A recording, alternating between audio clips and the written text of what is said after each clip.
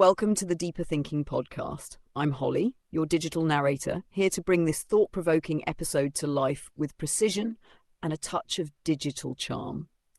In this episode, we confront the quiet transformation of trust and connection. We'll unpack how these shifts are shaping everything from individual behavior to societal structures, and consider what happens when even our most intimate qualities become optimized for efficiency and scale. Let's begin. The search for meaning begins quietly, almost imperceptibly, as the ground shifts beneath us. Crises come one after another. A pandemic strips away the fabric of our daily lives, leaving us alone in front of screens, reaching out to digital echoes that never quite reach back. Economic collapse does more than empty wallets. It hollows out the unspoken promise that hard work would secure stability. Political movements erupt, fueled by fury, nostalgia, and a desperate yearning for control, yet they leave only fractured societies in their wake. These moments don't just destabilize, they expose. They reveal how fragile our connections are, how thin the threads that tie us to purpose and community. Isolation becomes a norm. A muted loneliness spreads, masked by the noise of virtual chatter and endless updates.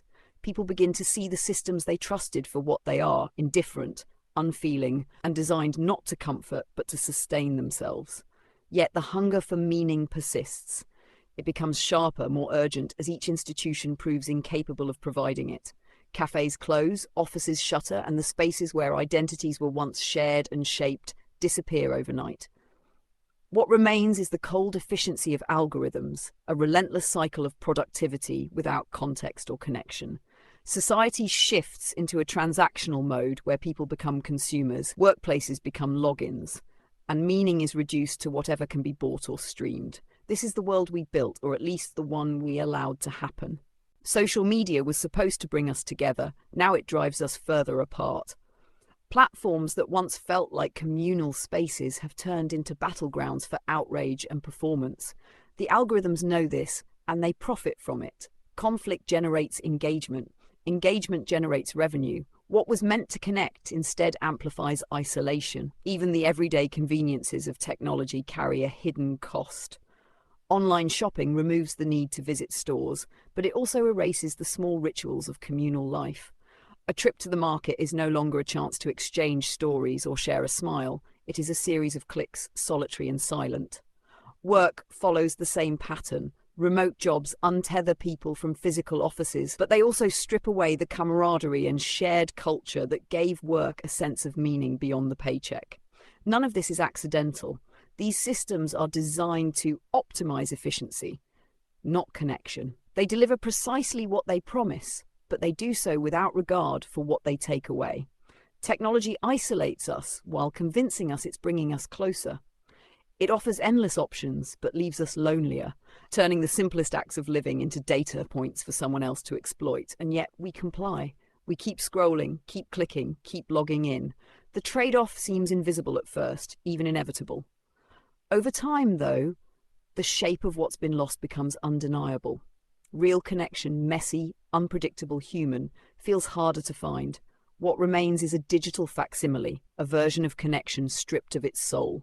This is the paradox of the digital age. It is both a lifeline and a leash, offering just enough to keep us hooked while pulling us further into isolation. Same logic governs connection. A friendship becomes a feed. A conversation becomes a comment. These interactions are flattened into metrics, measurable and tradable, but hollow. This shift hasn't happened by accident. It's a product of the systems we inhabit. Platforms profit by turning trust and connection into data points, quantifying the unquantifiable. In this fragmented world, the search for meaning becomes inseparable from the search for trust and connection. But as these concepts are codified and commodified, they lose the very qualities that made them meaningful. Meaning has become a product sold to us in neat packages that promise transformation, fulfillment, or just a momentary sense of control. Lifestyle brands wrap identity in aesthetics, teaching us to buy not just products but personas. Even social media platforms sell the illusion of connection while profiting from our isolation. This commodification of meaning thrives on desperation. It preys on the disconnection and alienation so many feel but rarely name. Instead of addressing the root causes of this emptiness, economic precarity, societal fragmentation, technological isolation, it feeds us distractions. The promise is always the same. You can fix your life, find your purpose, and rediscover joy if you just buy this course, follow this influencer, or commit to this routine. Amid the chaos of modern crises, a new savior has emerged: artificial intelligence. It's precise, unyielding, and untiring. It doesn't get bogged down by emotion or overwhelmed by uncertainty. It processes millions of data points in milliseconds, offering solutions where humans see only confusion. Governments, corporations, even individuals turn to it in desperation, hoping it can impose order on an unraveling world. It feels above the chaos, free from the messiness of human bias and error. But this is an illusion. AI is not neutral. Its algorithms are shaped by the assumptions, prejudices, and priorities of those who create them. It doesn't transcend human flaws. It encodes them, perpetuates them, even amplifies them. Still, AI thrives because it taps into something deeper: our fear of the unpredictable. In a world where crises seem endless, the promise of AI is seductive. It tells us we can delegate the hard decisions, avoid the uncertainties, and trust in something larger, something smarter, to guide us. The more chaotic life becomes, the more we cling to it, hoping it can fix what we no longer feel equipped to handle. But the cost of this reliance is profound. In giving over decisions to algorithms, we lose something essential: our ability to confront uncertainty, to grapple with complexity, to take responsibility for shaping our own futures. AI doesn't just offer solutions, it subtly redefines the problems, narrowing the scope of human agency until we're left as passive observers in systems designed to control us. The more we trust it, the less we trust ourselves. And slowly, almost imperceptibly, we cede the messy, imperfect humanity that once defined us to machines that will never care if we lose it. The irony is stark. Crises like pandemics, economic collapses, and environmental disasters lay bare the inadequacies of the systems we live under. But instead of demanding systemic change, we are funneled into individual solutions, each one designed to shift the burden of meaning-making back onto ourselves. You didn't succeed because the system is broken, they suggest. You failed because you didn't try hard enough to optimize your life. Even more insidious is the way commodified meaning divorces us from genuine connection. Time spent cultivating online personas or chasing self-improvement becomes time lost from building relationships, creating community, or confronting the structural forces that perpetuate this cycle. The individualization of purpose isolates us further, leaving us chasing an ideal that was never achievable in the first place. What's left is a culture of perpetual striving, where meaning is always just out of reach. The more we try to buy or perform it, the further it recedes. It's not that the promises are broken, it's that they were never meant to deliver. The systems offering us meaning are the same ones profiting from its absence. This is the quiet cruelty of modern life. To know what's missing, to feel it deeply, but to be offered only hollow remedies that do nothing to fill the void. The systems that govern our lives are not static. They evolve, driven by the same economic forces that created them, constantly adapting to new opportunities and shifting realities.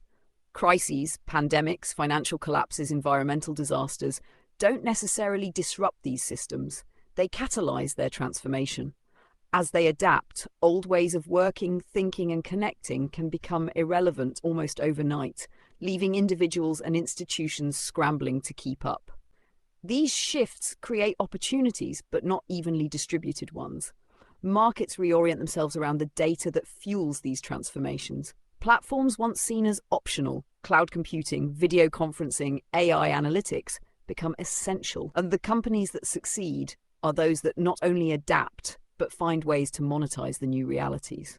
Cryptocurrencies, decentralized finance, and fintech platforms gain traction, offering alternatives to traditional banking. These aren't rejections of old models, but extensions of them, tailored to the demands of a world increasingly governed by algorithms and global connectivity.